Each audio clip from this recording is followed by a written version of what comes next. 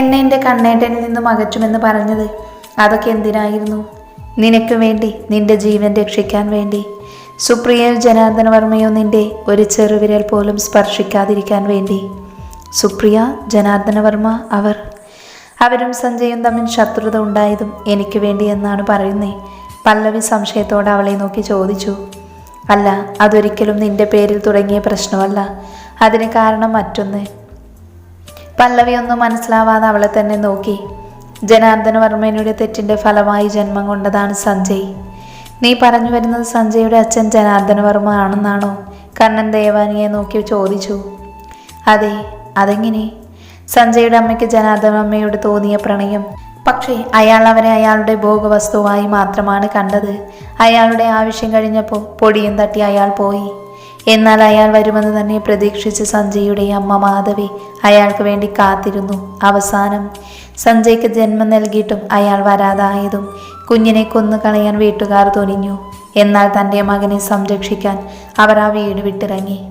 ഒരുപാട് അലച്ചിനൊടുവിൽ അവർ തൻ്റെ കുഞ്ഞിൻ്റെ അച്ഛനെ കണ്ടെത്തുമ്പോൾ അയാൾക്കൊപ്പം മറ്റൊരു സ്ത്രീ ഉണ്ടായിരുന്നു.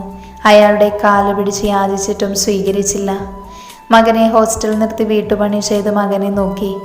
അപ്പോഴും ഇടയ്ക്കിടയ്ക്ക് അയാൾ വന്ന് ഉപദ്രവിച്ചിരുന്നു. അതെല്ലാം കണ്ടു നിൽക്കാനേ കഴിഞ്ഞുള്ളൂ സഞ്ജയുടെ ആ പ്രായത്തിൽ. സ്വന്തം അമ്മയെ നല്ല നിലയിൽ റാണിയെ പോലെ കൊണ്ടുവന്ന് അതിന് വാശിക്കാൻ വൃത്തികെട്ട പലതും ചെയ്തു. പലരുടെ കണ്ണീര് കൂടെ ആയതും കാശുണ്ടാക്കിയത്. എന്നാൽ അതിനു മുന്നേ ആ അമ്മയെ അയാൾ കൊന്നിരുന്നു. സ്വന്തം അമ്മയെ കൊന്ന അയാളെ നരകിപ്പിച്ച് കൊല്ലണമെന്ന ലക്ഷ്യത്തോടെയാണ് ഇവിടേക്ക് വന്നത്. അതിനുവേണ്ടി അയാളുടെ മകളെ തന്നെ ആദ്യം കൊല്ലാൻ തീരുമാനിച്ചു. എന്നാൽ വീണ്ടും ഇവിടെ വന്നപ്പോൾ പല്ലവിയെ വീണ്ടും കണ്ടു. അന്ന് അരവിന്ദ് പറഞ്ഞതെല്ലാം കള്ളമെന്നറിഞ്ഞ് അവനെയും അവളെയും ഒരുപാട് ഉപദ്രവിച്ചു സഞ്ജയ്. എന്നാൽ അതിലൊന്നും അടങ്ങാതെ വീണ്ടും പല്ലവിയെ ഉപദ്രവിക്കുന്നത് കണ്ടപ്പോൾ സഹിച്ചില്ല. ഇവൾക്ക് വേണ്ടി പവിത്രയെയും അരവിന്ദനെയും കൊല്ലേണ്ടി വന്നു. ദേവയാനി അത് പറഞ്ഞു നിർത്തുമ്പോൾ പല്ലവിയിലുണ്ടായ നടുക്കമായിരുന്നു എല്ലാവരിലും. ഇതുവരെയും പവിത്രയും അരവിന്ദനും മിസ്സിംഗ് എന്നാണ് കരുതിയത്. എന്നാൽ അവരിന്ന് ഈ ലോകത്ത് ജീവനോടെ ഇല്ലെന്നറിഞ്ഞതും പല്ലവിയുടെ കണ്ണിൽ നിന്നും ഒരിറ്റ് കണ്ണുനീർ പോലും ചേച്ചിക്ക് വേണ്ടി ഉതിർന്നില്ല. സ്വന്തം ചേച്ചിയുടെ ദുഷ്പ്രവൃത്തിയിൽ മനം നൊന്താണ് അച്ഛൻ മരിച്ചത്. പിന്നെ തന്നോടും മിത്തുമോളോടും ചെയ്ത ദ്രോഹങ്ങൾ, അതിനവൾക്ക് കിട്ടിയ തക്കതായ ശിക്ഷ അത് തന്നെയെന്ന് പല്ലവി വിശ്വസിച്ചു. എന്നാൽ ദേവയാനി വീണ്ടും ബാക്കി പറഞ്ഞു തുടങ്ങി. കർണൻ നിന്നെ സ്നേഹിക്കുന്നു എന്നറിഞ്ഞപ്പോൾ അവൻ ചതിക്കാനായിരിക്കുമെന്ന് കരുതി അന്ന് കർണനോട് ഉടക്കിയത്. പിന്നീടാണ് കർണൻ തന്നെ ആത്മാർത്ഥമായി സ്നേഹിക്കുന്നതെന്ന് താനും അയാളെ സ്നേഹിക്കുന്നതും അറിഞ്ഞത്. നിന്നിലെ സന്തോഷം അത് മാത്രം വലുതായി കണ്ട സഞ്ജയ് കർണൻ തന്നെയാണ് നിനക്ക് നല്ലതെന്ന് തോന്നി. എന്തുകൊണ്ടും സഞ്ജയെ കളയേറെ. എൻ്റെ അമ്മയുടെ മരണമറിഞ്ഞു വരുമ്പോഴാണ് ശരിക്കും സത്യം അറിയുന്നത്. കാരണം നോക്കി തന്നെ പിന്നെ എന്നെയും കുഞ്ഞിനെയും ചേർത്ത് പിടിച്ചൊരുപാട് കരഞ്ഞു. ഒരിക്കലും വിട്ട് കളയില്ലെന്ന് പറഞ്ഞുകൊണ്ട്. ഒരിക്കൽ താൻ അച്ഛനില്ലാതെ ഒറ്റപ്പെട്ടു പോയതുപോലെ തൻ്റെ കുഞ്ഞും ആ അവസ്ഥയിൽ വരാതിരിക്കാൻ. അന്നാണ് പല്ലവി വീണ്ടും കണ്ടതും പല്ലവിയുടെ കല്യാണം കഴിഞ്ഞതൊക്കെ പറയുന്നത്. സുപ്രിയയും ജനാർദ്ദന വർമ്മയും പല്ലവിയെയും കുഞ്ഞിനെയും അപായപ്പെടുത്താൻ നോക്കുന്നെന്നറിഞ്ഞതുകൊണ്ടാണ് മിത്തുമോളെ കൊല്ലാനും പല്ലവിയെ നേടാനും വന്ന കർണൻ്റെ ശത്രുവായി പലതും ചെയ്തത്. അതിലൂടെ അച്ഛനെയും മകളെയും തെറ്റിക്കുക എന്ന ലക്ഷ്യം മാത്രമായിരുന്നു. പല്ലവിക്കും കുഞ്ഞിനും പിറകെ മറ്റൊരാളുണ്ടെന്നറിയുമ്പോൾ അവരെ പിന്നെ അപായപ്പെടുത്താൻ ശ്രമിക്കില്ലല്ലോ. അതിനുവേണ്ടിയായിരുന്നു അന്ന് കർണൻ സാറിനോട് അങ്ങനെയൊക്കെ പ്രവർത്തിച്ചത്. സുപ്രിയയുടെയും ജനാർദ്ദന വർമ്മയുടെയും മരണം ഉറപ്പാക്കിയ ശേഷം എന്നെയും മോളെയും കൂട്ടിക്കൊണ്ടുവന്ന് നിങ്ങളോട് രണ്ടുപേരോട് മാപ്പ് പറഞ്ഞിട്ട് പുതുതായി എൻ്റെയും മോൻ്റെയും പേരിൽ എവിടെയെന്നല്ല ദൂരെ കൊച്ചിയിൽ വാങ്ങിയ ആ വീട്ടിലേക്ക് മാറാനായിരുന്നു പ്ലാന്. ഇന്നലെ വീടിൻ്റെ താക്കോലും ഏൽപ്പിച്ച് മോനെയും എന്നെയും സ്നേഹം കൊണ്ട് പൊതിഞ്ഞു പിടിച്ച് പോന്ന മനുഷ്യനായിന്ന്. അത്രയും പറയുമ്പോൾ ദേവയാനിയുടെ കണ്ണുകൾ നിറഞ്ഞു. എൻ്റെ കുഞ്ഞിനെയും എന്നെയും ഒറ്റയ്ക്കാക്കി പോയില്ലേ ഞങ്ങൾ വീണ്ടും ഒറ്റയ്ക്ക്. ആ സ്നേഹം അറിഞ്ഞു തുടങ്ങിയപ്പോഴേക്കും അതെനിക്ക് നഷ്ടമായിരിക്കുന്നു. ഓരോന്നാലോചിച്ച് സമനില തെറ്റിയവളെ പോലെ ആർത്തു കരയുന്ന ദേവയാനിയെ എന്തു പറഞ്ഞ് ആശ്വസിപ്പിക്കണമെന്ന് അവർക്കാർക്കും തന്നെ അറിയില്ലായിരുന്നു. സഞ്ജയോട് ദേഷ്യം തോന്നിയ മനസ്സുകളിലെല്ലാം സത്യമറിഞ്ഞതും അവനോടുള്ള സ്നേഹം നിറഞ്ഞു. എന്നാൽ ആ കുഞ്ഞിനും അവൾക്കും താങ്ങായി മാറേണ്ടവൻ ആ ചിതയിൽ തന്നെ ഒരുപിടി ചാരമായി മാറിക്കഴിഞ്ഞിരുന്നു. കർണനും പല്ലവിയും തിരികെ വീട്ടിലേക്ക് വരുമ്പോൾ അവർക്കൊപ്പം തന്നെ ദേവയാനിയും മകനെയും അങ്ങോട്ടേക്ക് കൊണ്ടുവന്നു. രേവതിയെ വിളിച്ച് വീട്ടിലേക്ക് വരും മുൻപ് തന്നെ എല്ലാം പറഞ്ഞിരുന്നത് കൊണ്ട് അവർ ദേവയാനിയെ കണ്ടതും അവളെ അവൾക്കും കുഞ്ഞിനുമായി ഒരുക്കിയ മുറിയിലേക്ക് കൊണ്ടുപോയി. പിന്നാലെ തന്നെ സഞ്ജയുടെ കുഞ്ഞിനെയും കൊണ്ട് പല്ലവിയും കർണനും ചെന്നിരുന്നു. മോളെ, ഇങ്ങനെ കരഞ്ഞോണ്ടിരുന്ന പോയവർ തിരിച്ചു വരുമോ? ഇല്ല. മോളുടെ ഈ കണ്ണീരു കണ്ട ആ മോൻ്റെ ആത്മാവിന് പോലും ശാന്തി കിട്ടിയെന്ന് വരില്ല. ദേവയാനിക്കൊപ്പം ബെഡിലിരുന്നു കൊണ്ട് രേവതി അവളുടെ തോളിൽ കരങ്ങൾ വെച്ചുകൊണ്ട് പറഞ്ഞു. പറ്റുന്നില്ല അമ്മ, എനിക്ക് എങ്ങനെ ഞാൻ എൻ്റെ സങ്കടത്തെ നിയന്ത്രിക്കുമെന്ന് ഇപ്പോഴും എനിക്കറിയില്ല. ഇന്നുവരെ സന്തോഷത്തെക്കാളേറെ സങ്കടങ്ങൾ മാത്രമേ എനിക്ക് ലഭിച്ചിട്ടുള്ളൂ. അവിടെ എനിക്ക് വിലമതിക്കാതെ കിട്ടിയ നിധി തന്നെയായിരുന്നു എൻ്റെ സഞ്ജയ്. എന്നാൽ ഇന്ന് എനിക്കും എൻ്റെ കുഞ്ഞിനും ആരുമില്ലാതായില്ലേ? ആരാ പറഞ്ഞേ നിനക്കാരും ഇല്ലെന്ന്? കർണൻ അവൾക്കടുത്തേക്ക് വന്ന് നിന്നുകൊണ്ട് ചോദിക്കുമ്പോൾ അവൾ അവനെ തല ഉയർത്തി നോക്കി. നീ ഇന്നു മുതൽ ആരുമില്ലാത്തവളല്ല. ഇന്നു മുതൽ നിനക്കെന്നും പറയാനും എന്ത് ആവശ്യത്തിനും താങ്ങും തണലുമായി മുന്നിൽ നിൽക്കാൻ ഒരേട്ടൻ്റെ സ്ഥാനത്ത് എന്നും ഞാനുണ്ടാവും. പിന്നെ ഒരു സഹോദരിയുടെ സ്ഥാനത്ത് പല്ലവിയും അമ്മയുടെ സ്ഥാനത്ത് എൻ്റെ രേവതി അമ്മയും. എന്തിനേറെ ഈ കുടുംബം മുഴുവൻ നിനക്കും കുഞ്ഞിനും കാവലായി എന്നും ഉണ്ടാവും. കാരണം ഇതെൻ്റെ കടമയാണ്. ഇന്നെൻ്റെ പല്ലവിയും ഇത്തുമോളും ജീവനോടെ ഉണ്ടെങ്കിൽ അതിന് കാരണം സഞ്ജയാണ്. അവൻ്റെ ദാനമാണ് ഇവരുടെ ജീവൻ പോലും. നിനക്കും കുഞ്ഞിനും നിങ്ങൾ ആഗ്രഹിക്കുന്ന അത്രയും കാലം ഇവിടെ തന്നെ ജീവിക്കാം. ആരുമൊന്നും പറയില്ല. മറിച്ച് നിന്നെയും കുഞ്ഞിനെയും സ്നേഹിക്കേ ഉള്ളൂ. മതി ഏട്ടാ, ഇത് മതി. ഇങ്ങനെ പറയാൻ തോന്നിയില്ലേ? എൻ്റെ സഞ്ജയെ മനസ്സിലാക്കാനും കഴിഞ്ഞില്ലേ എല്ലാവർക്കും? അത് മാത്രം മതി എനിക്ക് ജീവിക്കണം എൻ്റെ കുഞ്ഞിന് വേണ്ടി. എൻ്റെ സഞ്ജയ് ആഗ്രഹിച്ച പോലെ ആ കുഞ്ഞു വീട്ടിൽ സന്തോഷത്തോടെ ജീവിക്കണം. അവിടെ എൻ്റെ സഞ്ജയുണ്ട്. എൻ്റെ സഞ്ജയുടെ ഗന്ധമെല്ലാം തങ്ങി നിൽപ്പുണ്ട് ആ വീട്ടിൽ. അവിടെ വേണം എൻ്റെ മകൻ വളരാൻ. തൻ്റെ അച്ഛനിലെ തെറ്ററിയാതെ അവൻ്റെ അച്ഛൻ നന്മകൾ മാത്രം അറിഞ്ഞു വളരണം. അതിനെനിക്ക് എൻ്റെ മോനെയും കൊണ്ടുപോയേ പറ്റൂ. പക്ഷേ അതിനു മുൻപ് എനിക്കത് കാണണം ഏട്ടാ. അത്രയും പറഞ്ഞവൾ കണ്ണനെ തന്നെ ഉറ്റുനോക്കുമ്പോൾ ഈ പ്രാവശ്യം അവളുടെ കണ്ണിൽ കണ്ണുനീരിന് പകരം പകയാളിക്കത്തി. എനിക്ക് കാണണം എൻ്റെ സഞ്ജയുടെ മരണത്തിന് ഉത്തരവാദികളായ 3 പേരുടെയും മരണം. അത് ഈ കണ്ണുകൾ കൊണ്ട് തന്നെ കാണണം എനിക്ക്. എങ്കിൽ മാത്രമേ എൻ്റെ സഞ്ജയുടെ ആത്മാവിന് ശാന്തി ലഭിക്കൂ. അപ്പം മാത്രമേ എനിക്ക് മനസ്സു തുറന്ന് സന്തോഷിക്കാനും എൻ്റെ കുഞ്ഞിനൊപ്പം ജീവിക്കാനും കഴിയുകയുള്ളൂ. എത്രയും വേഗം അത് ചെയ്യില്ലേ ഏട്ടാ? ഈ പെങ്ങൾക്ക് വേണ്ടി ചെയ്യും. കാരണം ഇത് നിനക്ക് മാത്രമേയുള്ള ശത്രുതയല്ല, എനിക്കും കൂടെയുള്ള ശത്രുതയാണ്. എല്ലാ കണക്കുകളും ഞാൻ നേരിട്ട് തന്നെ അവർക്ക് നൽകും. അതും മരണശിക്ഷ. എത്രത്തോളം നരകിക്കാങ്ങോ അത്രത്തോളം നരകിപ്പിച്ച് തന്നെ കൊല്ലും ഞാൻ അവരെ. കാരണം അത് പറയുമ്പോൾ തന്നെ അവരെല്ലാവരെയും തലോടിക്കൊണ്ടൊരു കുഞ്ഞു തണുത്ത കാറ്റായി സഞ്ജയ് കടന്നുപോയി. ജനാർദ്ദനവർമ്മയുടെ വീട്ടിലിരുന്ന് സഞ്ജയുടെ മരണം ആഘോഷിക്കുകയായിരുന്നു ജനാർദ്ദനവർമ്മയും സുപ്രിയയും കിരണും. അവർക്ക് വേണ്ടുന്നെല്ലാം എടുത്തു നൽകി അവർക്കൊപ്പം തന്നെ ഊർമിളയും ഇരിപ്പുണ്ടായിരുന്നു. ഇനി എന്തായാലും എൻ്റെ റൂട്ട് ക്ലിയറായി.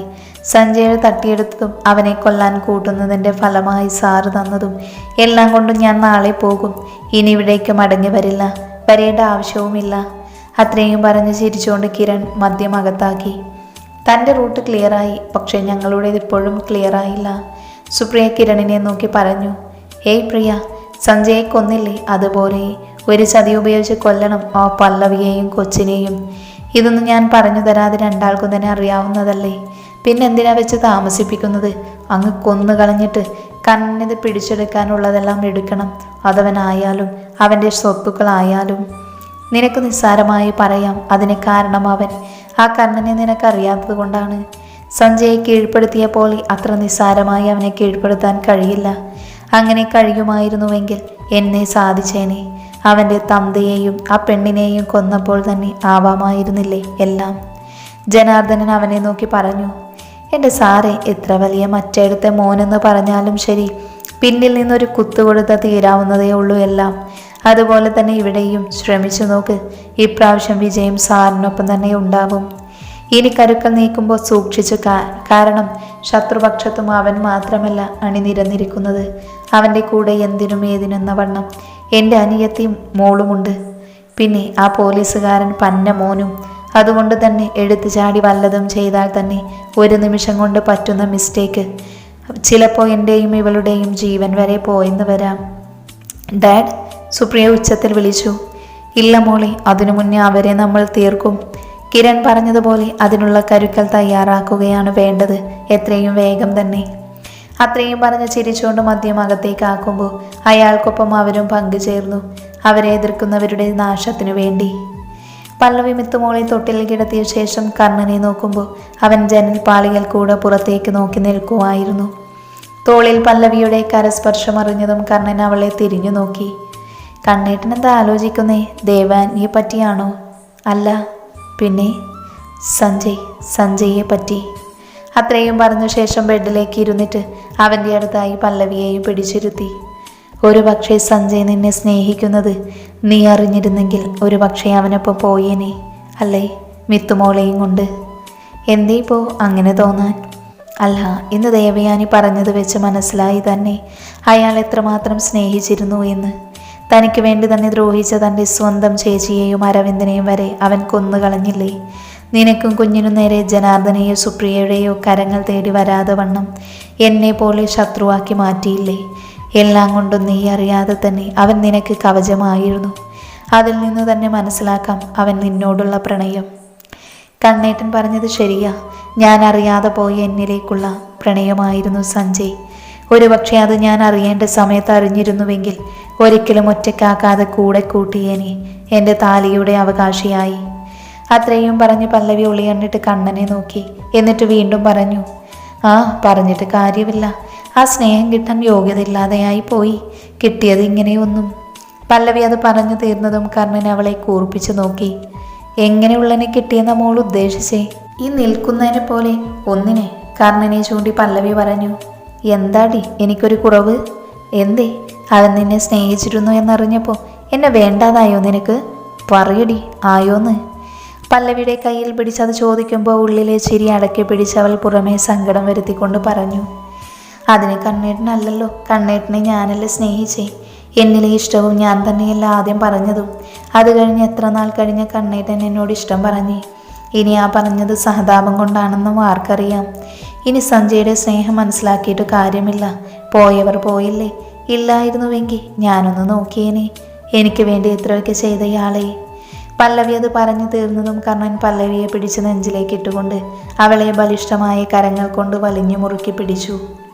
ഇനി ഇമാതിരി വർത്താനം പറഞ്ഞ നിന്റെ ആ പറയുന്ന ചുണ്ടില്ലേ, അതിനെ കടിച്ച് പറിക്കും ഞാൻ.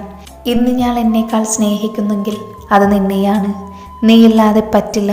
ഇപ്പോൾ ഓരോ നിമിഷവും ഇത് വെറും സഹതാപം കൊണ്ടുള്ള പ്രണയമല്ല, മറിച്ച് നിന്നെ മനസ്സിലാക്കി തുടങ്ങിയത് മുതൽ നിന്നിലേക്ക് എന്നിൽ നിന്നും വാർഷിക്കുന്ന അടങ്ങാത്ത പ്രണയം തന്നെയാണ്.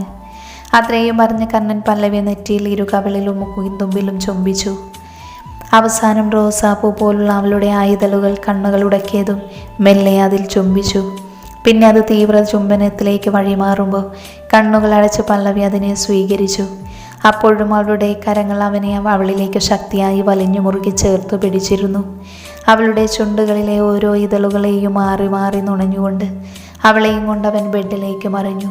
പല്ലവി നാണത്താൽ കണ്ണുകൾ പൊത്തിയതും അവളുടെ കരങ്ങളെ ഫലമായി പിടിച്ചു മാറ്റി അവൾക്ക് മുകളിലൂടെ അവളിൽ അവൻ്റെ എല്ലാ ഭാരവും താങ്ങി നിർത്തിക്കൊണ്ട് ശക്തിയായി ചുംബിച്ചു. അവൾ അവൻ്റെ മുടിയിഴകളെ കോർത്ത് വലിച്ചുകൊണ്ട് അവളും അവനെ തിരിച്ചു ചുംബിക്കാൻ തുടങ്ങി. ചുംബനത്തിൻ്റെ തീക്ഷ്ണമേറിയതോടൊപ്പം അവരുടെ രണ്ടുപേരുടെയും ശരീരം ആദ്യ സംഗമത്തിനു വേണ്ടി തുടിച്ചു. കർണൻ അവളെ നോക്കുമ്പോൾ അവൾ കണ്ണുകൾ ചെമ്മിച്ചിരിക്കുന്നുണ്ടായിരുന്നു. അത് കണ്ടതും അവനെ തന്നെ അടക്കി നിർത്താൻ കഴിഞ്ഞില്ല.